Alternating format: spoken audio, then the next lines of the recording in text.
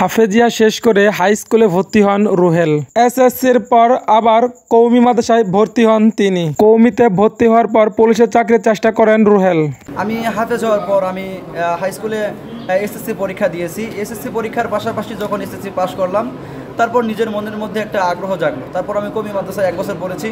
কওমিতে বিভাগ পরীক্ষা দেওয়ার পর আমি পুলিশ কনস্টেবলে যখন সার্কুলার দিল তখন আমি আবেদন করি। প্রথম ও দ্বিতীয়বার ব্যর্থ হইলে হাল ছাড়েননি রুহেল। তৃতীয়বারের চেষ্টায় পুলিশ কনস্টেবল হিসাবে সুপারিশপ্রাপ্ত হয়েছেন রুহেল। স্বপ্ন পূরণ হয় আল্লাহর কাছে শুকরিয়া জানান এই হাফেজ। আবেদন করার পর আমি প্রথমবার ভাইভাতে বাদ গেলাম, তখন তেমন প্রিপারেশন ছিল না।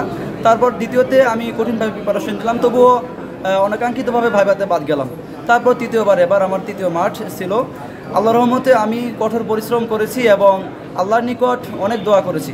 আল্লাহ পাক আমার দোয়া কবুল করেছে। আল্লাহ তাআলার নিকট শুকরিয়া আদায় করে আলহামদুলিল্লাহ যে আল্লাহ আমাকে এই মুহূর্তে এই অবস্থায় উপস্থিত করতে পেরেছেন। জামালপুরের দেওয়ানগঞ্জ উপজেলার পারামরামপুর ইউনিয়নের চেংটিমারি গ্রামের এক কৃষকের ছেলে মোহাম্মদ রুহেল মিয়া। 3 ভাইয়ের মাঝে দ্বিতীয় সন্তান তিনি। পুলিশ লাইনের প্রতি আগ্রহ থাকলেও পুলিশ লাইনের মসজিদে নামাজ আদায় করতে গিয়ে আগ্রহ আরো বাড়ে। তাই তো 2 বার ব্যর্থ হয়েও বারবার চেষ্টা করেও সফল হন এই হাফেজ রুহেল। যখন আমি পুলিশ লাইনে মসজিদে নামাজ পড়ি, দেখি অনেক নামাজ পড়ে, অনেক মানুষ নামাজ পড়ে। এটা দেখে সর্বোচ্চ প্রথম ভালো লেগেছিল। এটা দেখে ভিতরে নিজের মনের ভিতরে এমন ইচ্ছা জাগছে যে আমি হয়তো চাকরিটা করলে আমি পাশাপাশি নিজের আমল আখলাক এগুলো ঠিক রাখতে পারবো এবং দেশের মানুষের সেবা করতে পারবো এবং পরিবারেরও একটা হাল ধরতে পারবো।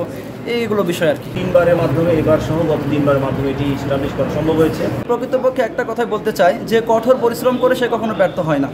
তাই যারা বিভিন্ন ইভেন্টে কিংবা লিখিত পরীক্ষায় যারা বাদ হয়েছে, আমি তাদেরকে একটা পরামর্শ দিতে পারি যে আপনারা যদি কঠোরভাবে পরিশ্রম করেন এবং আল্লাহর কাছে দোয়া করেন, আমি বিশ্বাস ইনশাআল্লাহ আপনি সাকসেস হবেন। এরই মাধ্যমে আমরা যে জন আকাঙ্ক্ষার পুলিশ চাই, 5ই আগস্টে 5ই আগস্টে জুলাই বিপ্লবের পরে সাধারণ মানুষ যে জন আকাঙ্ক্ষার পুলিশ চায়, সেটি আসলে গড়ে তুলতে হলে সবার আগে স্বচ্ছ নিয়োগ ব্যবস্থা দরকার, যেটি আমাদের ইন্সপেক্টর জেনারেল স্যার অনুধাবন করতে পেরেছেন এবং সে লক্ষ্যে সারা বাংলাদেশে এভাবে নিয়োগ হচ্ছে।